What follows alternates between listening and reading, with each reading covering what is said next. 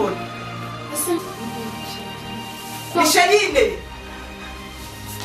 Mabana b'Abanyarwanda barabwiye sinumva Genda guserekera Genda guserekera Kare ibi narisanzwe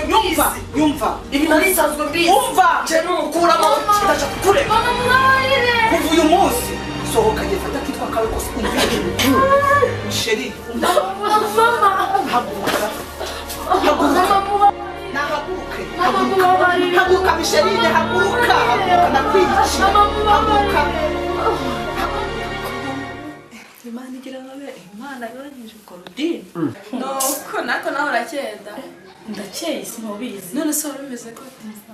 Mike nyine nawe arabyumva bayanyesheje yego di abandi bayo